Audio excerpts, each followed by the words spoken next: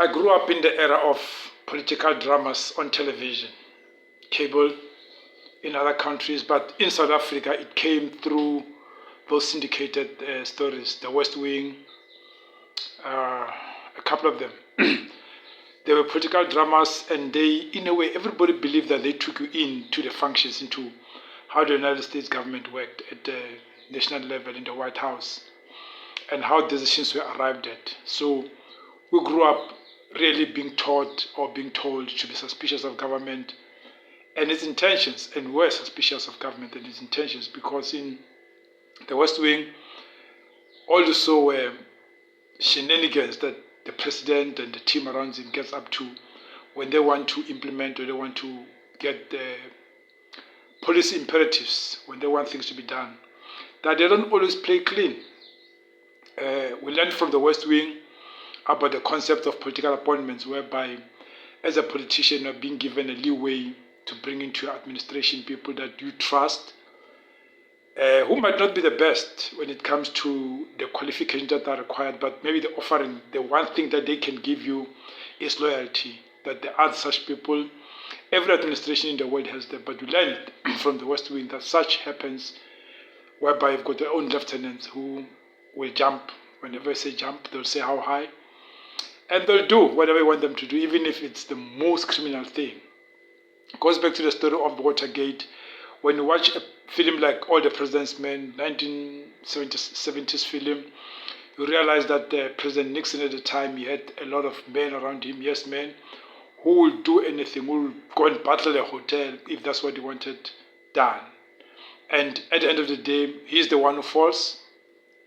They should be the ones who fall to protect him, but when they've all fallen and he's the one who falls, they will always find a way to reincarnate themselves into think tanks, into industry, into security companies, and continue doing whatever they were doing, the shenanigans.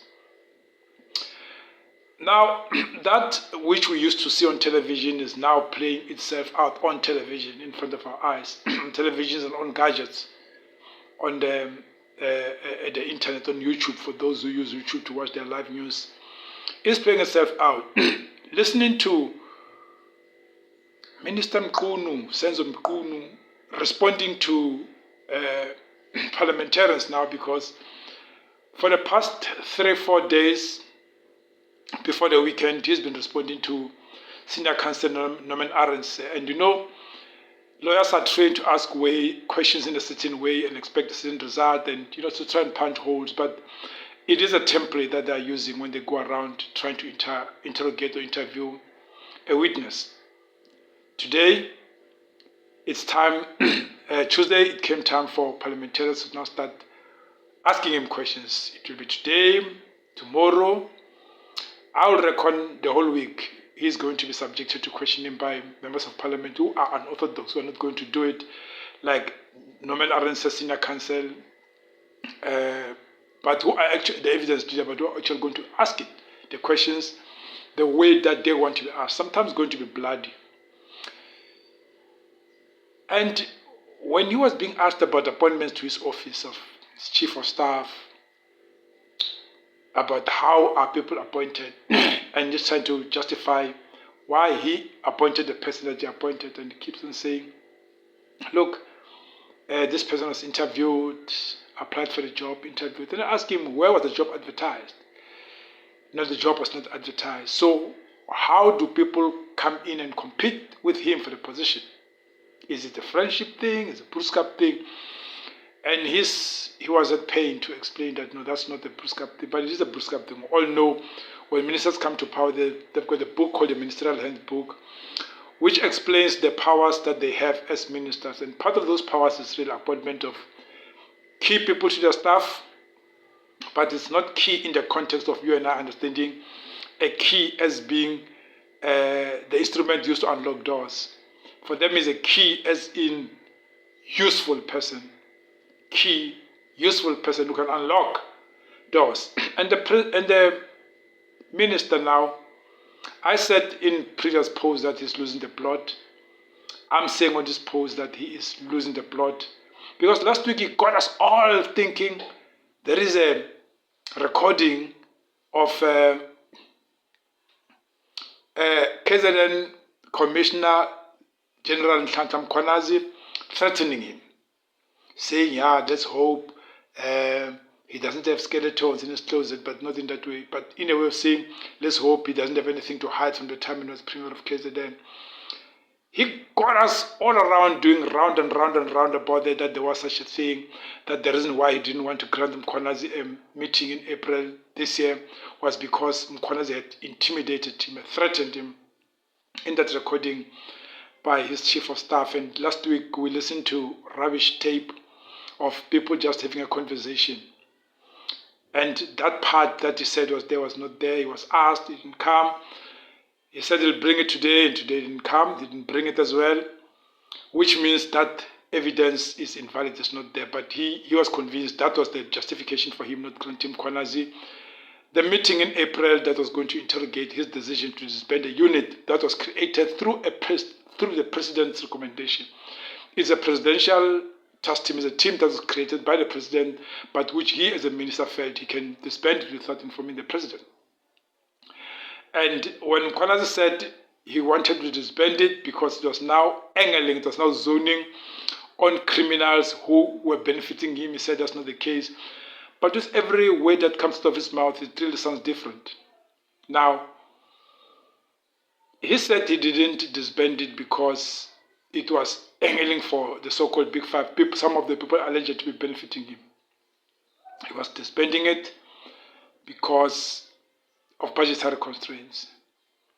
He has disbanded today. He's in the parliament in the other committee. He is now burying himself deeper by saying he looked at this work and he thought this is not adding value.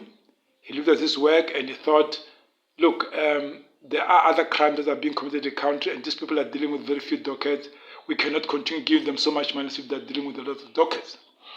But what he is really not thinking, or what he thinks members of parliament are not going to ask is, but there were 120 dockets, 121 dockets that were removed from them, of which the 121 dockets would be a reason for the unit to continue. 101 for the task team to continue, because they're still sitting on 121 dockets.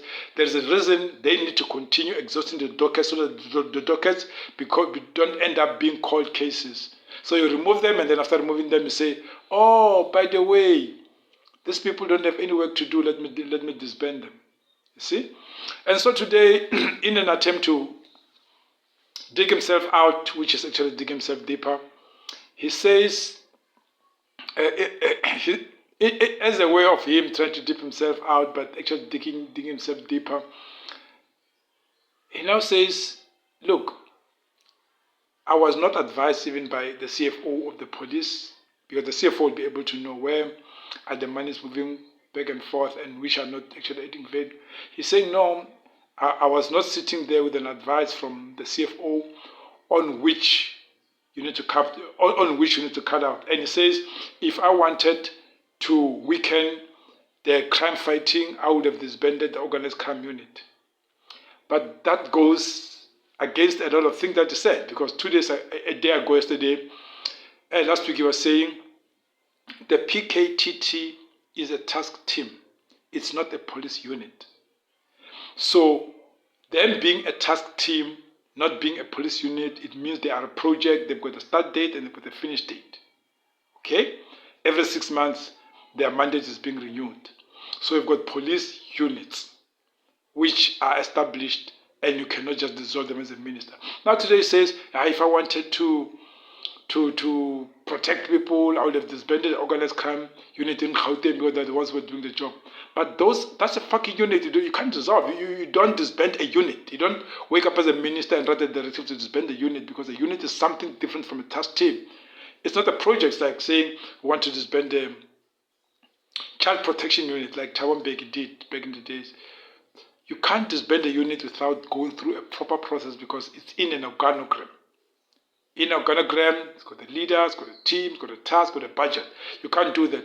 So him really just using the unit, the organized crime unit, to countenance the task team, it really makes it more difficult for us to take the ministers seriously. So, but look, the bigger picture is that I don't think this speaks more about the minister, but it speaks more about how South Africa has been governed since 1994.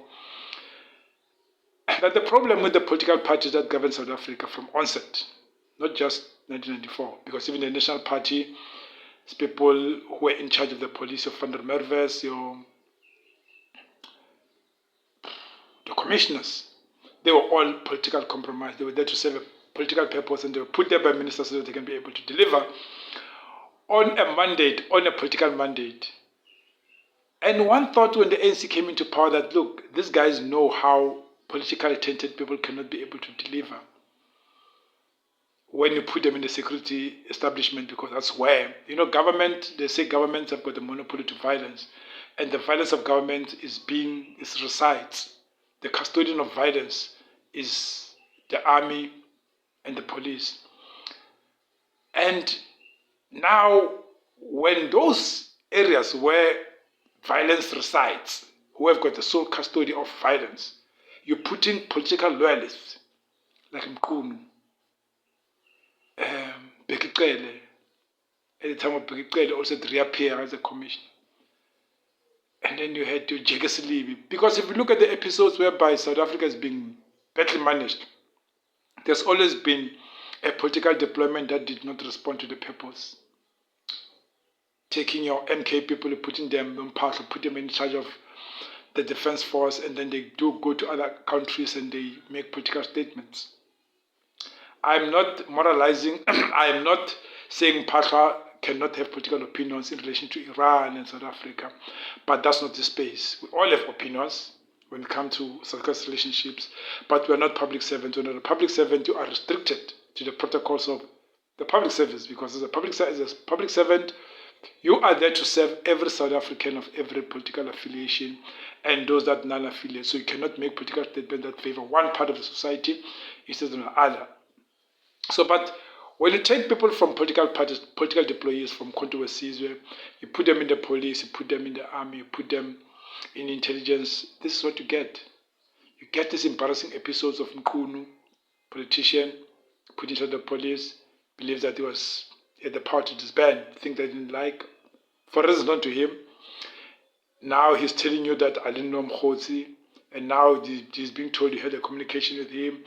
And when they said the communication was on signal, I could see his eyes go, wow, because it was on some, how did you get it on signal? Because signal is supposed to be secure, but somebody got them on signal. So, but the bigger picture here is South Africa needs to be better governed. South Africa needs to demand better governance. They need to demand to be better governed. They need to demand meritocracy, whereby key people who are important need to occupy this position of chief of staff in the police, in the army, everywhere else. Competent career people need to be there. Then career politicians changing positions from being commissioner of police with Kyle, become minister of police. And now I've got Mcunu. Damn it. So, like and subscribe to SAP, a second perspective, and let us make the circle bigger.